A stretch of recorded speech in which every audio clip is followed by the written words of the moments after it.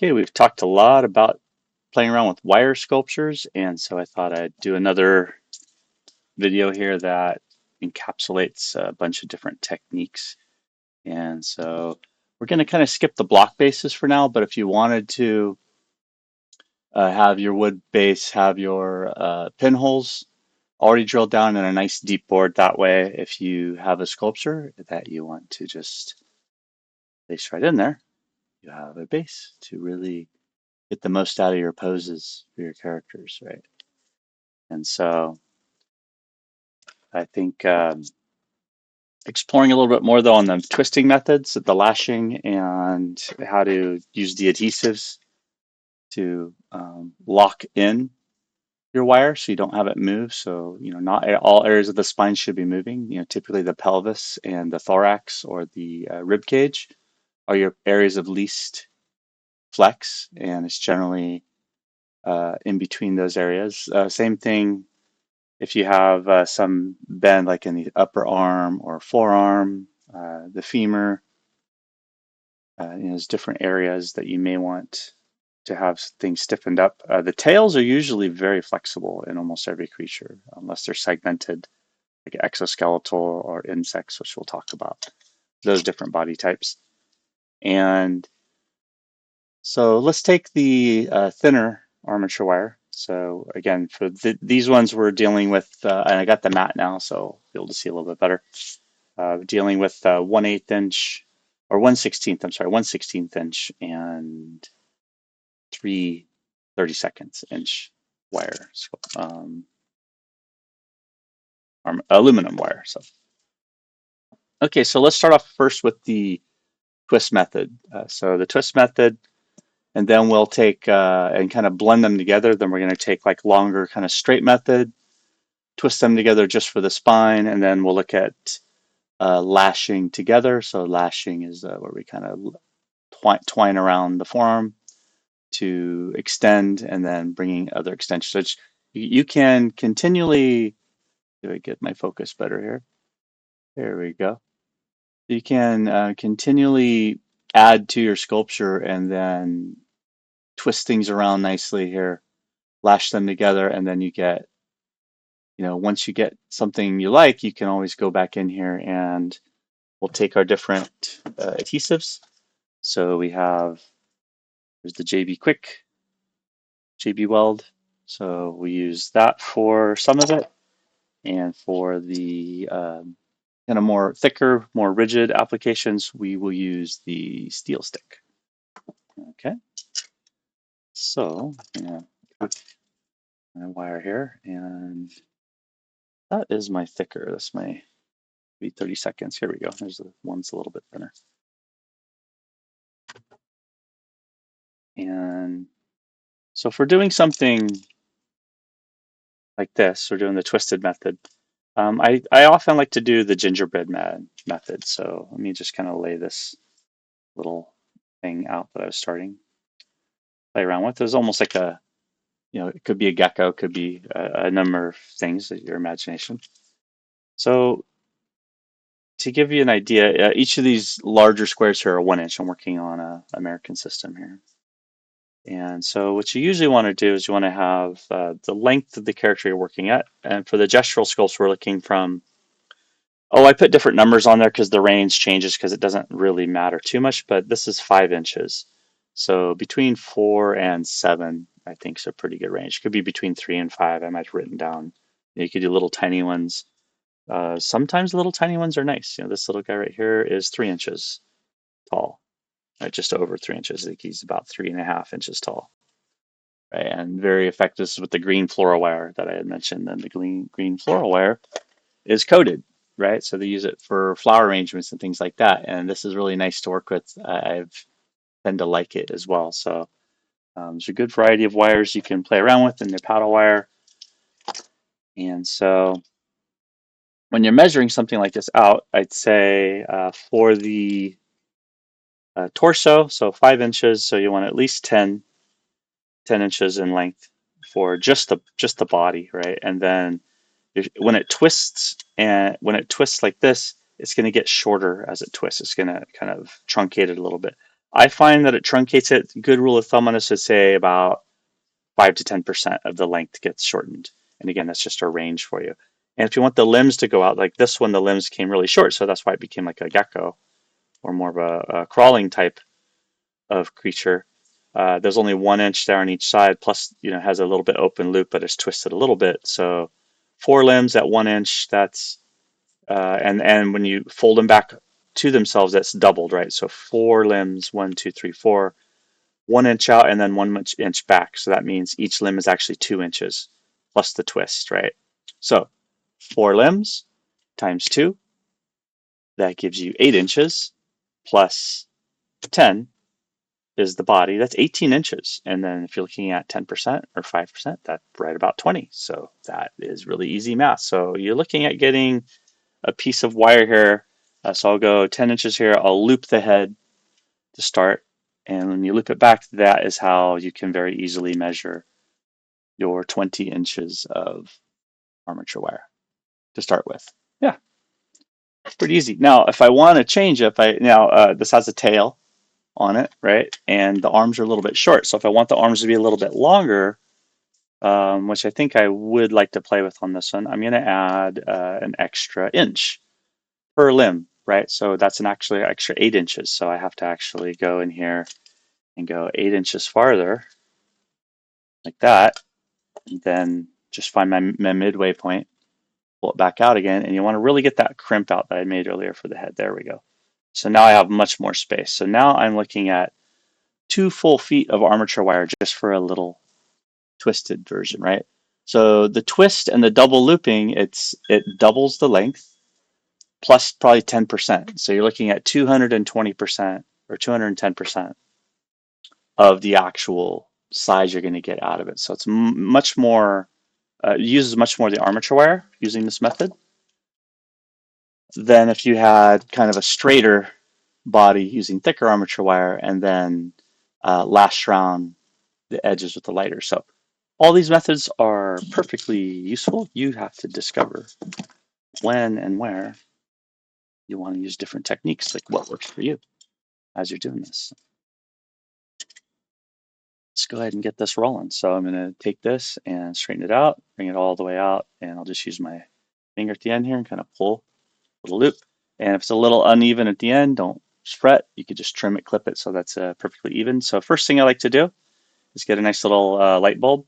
And I think if you bend out a little beforehand, before you pinch at the neck, that kind of helps get the circle of the head out a little bit more.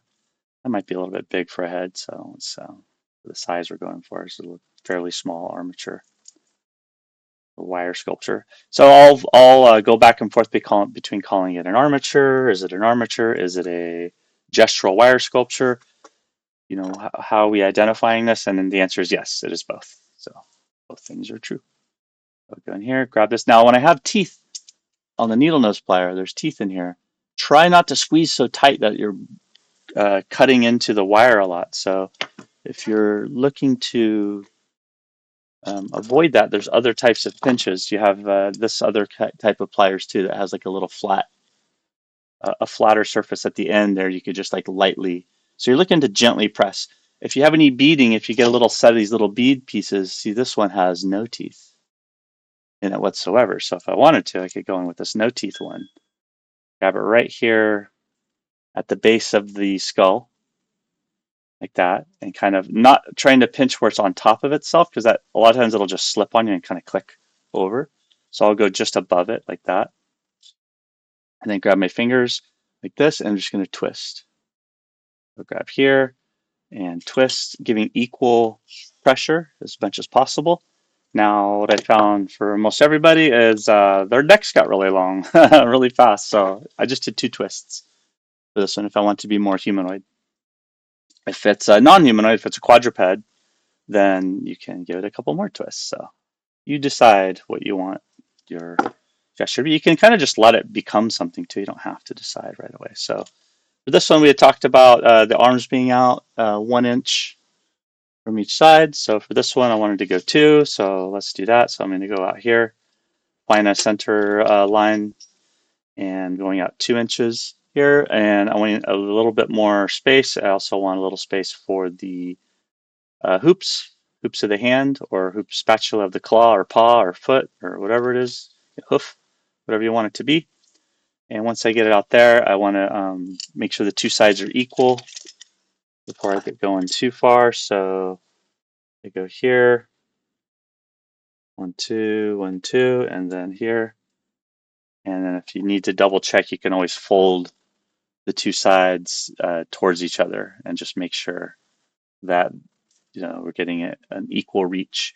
And whichever side you've twined it to most recent, whichever side's the dominant side on the twist, it might stick out a little farther. So if it's going to move on you like that, then you have to um, take your tool, press really gently, just enough to hold it tight, and then you can kind of move these around a little bit. But I'm just holding this really gently. I'm not digging in there too much. All right, so there we go. So I'm not going to twist the arms up just yet. I want to finish this off first. So I'm going to go down here from the torso, bend it in, bring this from the other side, like so. There. Okay, and then bend that down as well. There we go. Looks pretty good. If you want a tighter bend on there, here's my big needle nose, or larger needle nose. I can get in there and I can really take that piece right there and I can over bend against it like that. And get a nice sharp bend on there. So that's how much of a difference that makes. So if you're getting kind of wonky long arcs on your bends, then use your needle nose tool to get sharper bends. So you'll probably see me use my tools more because it really over, you do this 20, 30, 40 years and it's going to ruin your tendons and muscles. So although we get lazy as artists and we just, it's fun to use your hands, fun to use your fingers for everything. But discover that your fingers are not always the best tool. That's what all these amazing inventions we have for technology, right?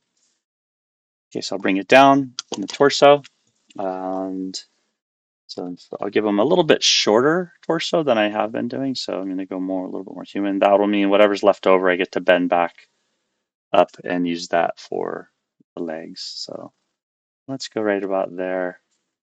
And I like to do a Y for the torso sometimes, but let's see. Well, I don't know.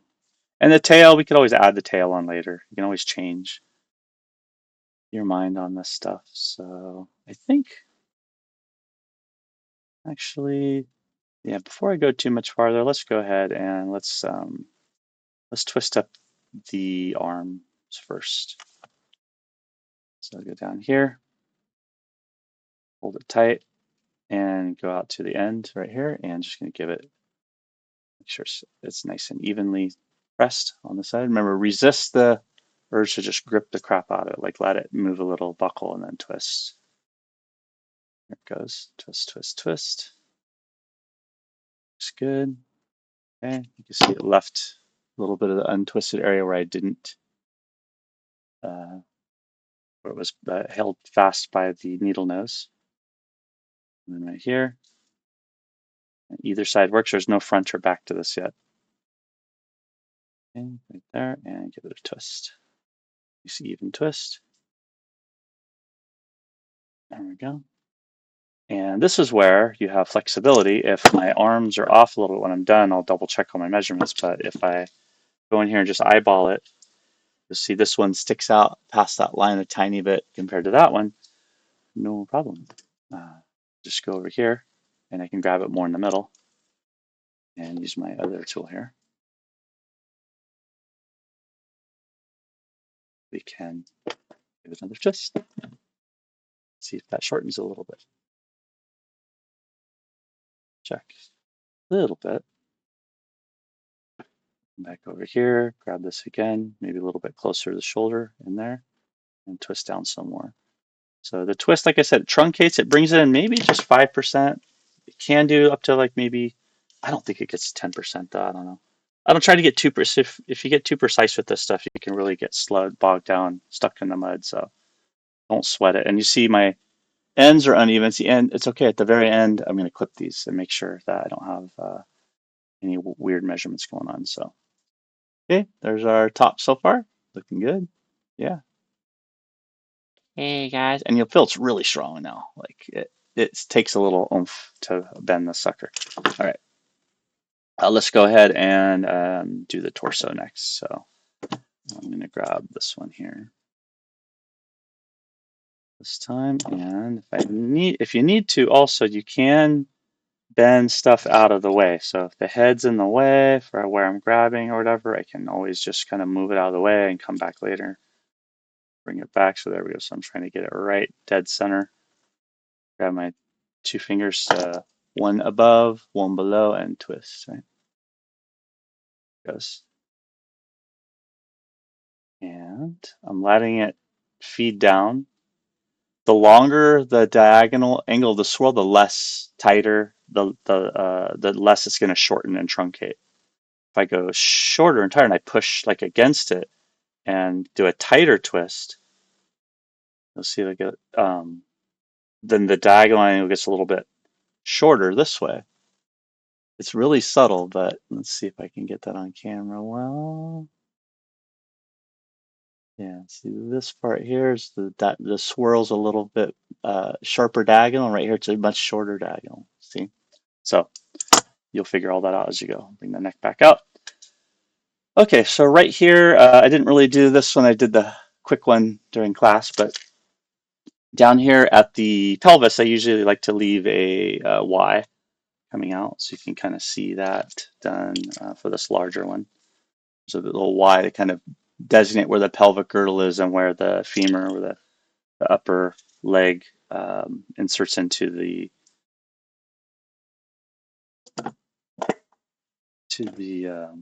waist, to the hip. So I was looking for hip. Okay, so for this one, let's get a little bit more precise with it. So I'm going to go down, create a little Y, and just going at a 45-degree angle. Whatever. Yeah, nothing too precise, but I do want to go in here, grab this piece right there, and I want to get a nice sharp, definitive bend on that pelvic bone. So maybe this one's got a wider pelvic bone, so a wider pelvic girdle designates the female form. Right. So over here, and grab there, and I can feel the little teeth. So again, I'm firm, but I'm not squeezing and trying to bend it into, bite into the metal too much. There we go. So that's off just a tiny bit. So fix that. Yeah, yeah, pretty close. All right. Cool. Let's see how much longer we want. So I have a little ruler here. So like my metal ruler. And these are nice because they get down to the 30 seconds nicely. And when you're doing small pieces like this, so I'm just checking out with the arm right now. My arm's at 5 centimeters or 2 inches. And so if we go down here, I think I have plenty of room here. I have over 6 to go. So let's go the arm to foot ratio. I'm going to go down to 2 3/4 for that. Yeah. Now, the difference between the hand and the ankle is you need the extra distance down because you're going to bend the foot forward. So you got to be careful of there's a deception there, so to speak. So for this one in particular, I'm going to bring the hoop around, give it enough space for a foot, and voila, I just got really lucky. That winds right up to the top of the leg. So couldn't have planned it any better. Just dumb luck. Sometimes it happens. Don't question when the universe is aligned perfectly with you. Just accept it and say, yes, thank you, universe. I see it's a little short right there. No big deal. Not gonna hurt anything. All right. Good, good. So just making sure again that the um, spot where the ankle is going to be equal with the other ankle. Okay. Pretty happy with that. All right. So we'll come in here and up with the top. So it's where the end of the one side of the armature is up to the hip. I just want to pinch right there. A little pinch, grab my my little spoon of the foot and keep going. And now we'll see actually how much, whoa, get that too far. This will be a fun experiment. We can see what the actual length difference is by how much we twist. So going all the way, there we go. Okay, so that looks pretty good. And you can see how much did it actually truncate the length on there. See, I'm putting that at about 5%. 5% increments are easy for my brain to work with. It's like a D20. So. All right, so we'll go to this one here. And same thing, we're gonna crank it up until, and it should be respecting when it gets down here. And the way I'm holding it with my fingers, it should hold where the spoon of the foot is, where the ankle. And I'm gonna twist, there we go. Yeah, there we go. And if it's off a little bit, you can kind of adjust all these. Now the burrs, the end of your armature wire, these are sharp, they'll cut you. So get some kind of a file. You could even just use an emery stick or sandpaper that you would use to do file nails. Nail file works. And just kind of push and trim that burr off, and make sure that you don't cut yourself when you're playing around with your armature, as it will stick you and you'll get metal. You get aluminum chunks in your skin, guaranteed. And files, I always file away the directionality of the file. If it's a little emery stick, little sandpaper stick, you can just uh, grind back and forth. But the file, you always want to go single directional, unidirectional. Okay, so there we go. So that's actually, if I put those little feet together, they're perfect. So if they're not, if one's shorter than the other, just give the other one an extra little twist until you get the heights just right for there. So we can, let's make him clap his hands together. So we'll say old Beck song, clap your hands. Go where it's at, clap your hands. Oh, it's off. Well, let's see if that's, some of the twists can be adjusted on here. We'll grab with one hand there, grab with the other hand, the needles on the neck and twist it back. And then down here at the waist, bring it over this way. There we go. So yeah, so you can see that my hands, the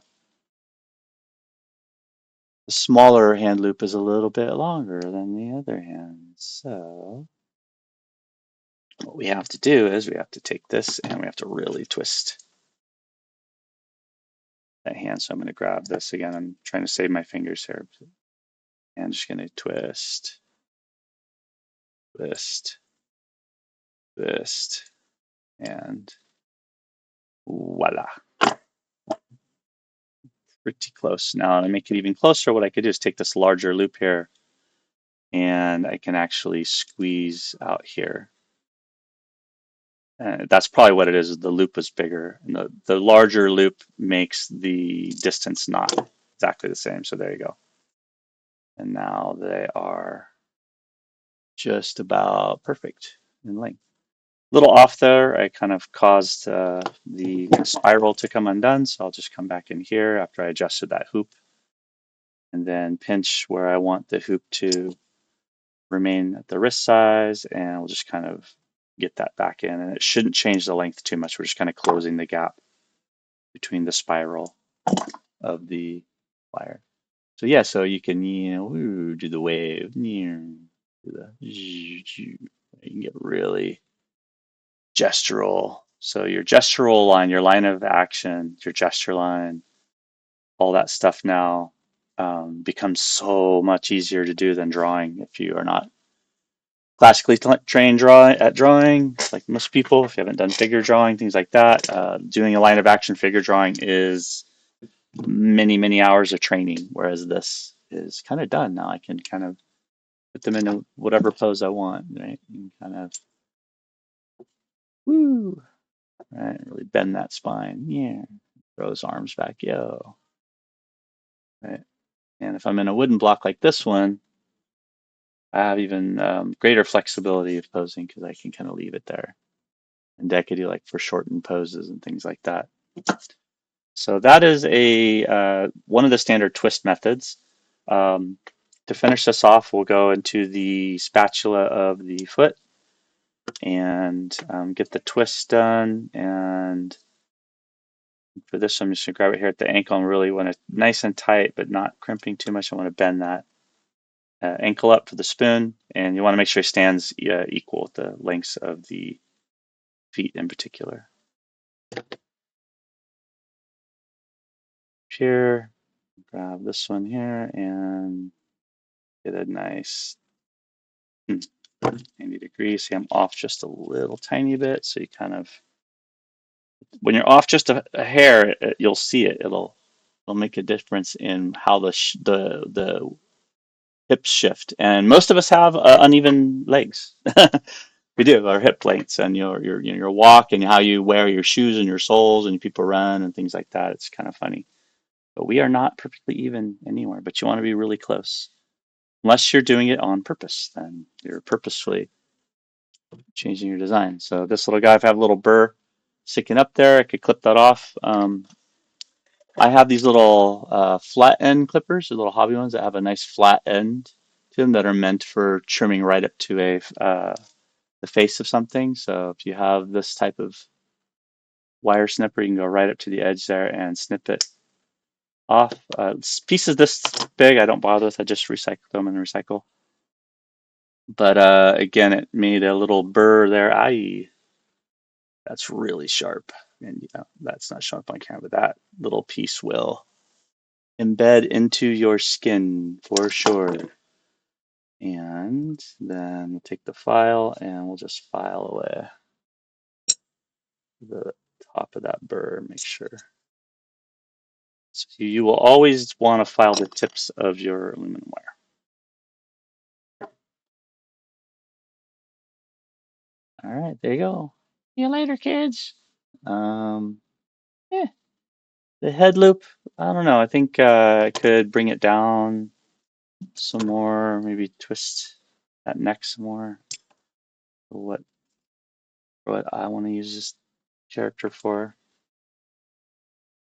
And if it's not biting, if it's not cooperating as well, just use your flat piece to hold it still. Grab the needle nose across and just above where the crisscross of that is, and just give it a nice twist. There we go.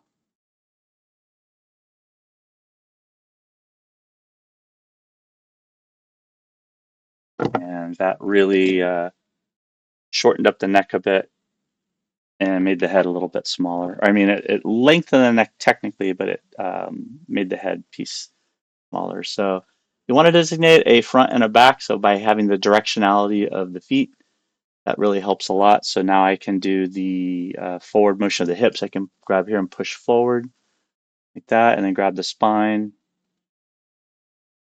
And actually, I did that backwards.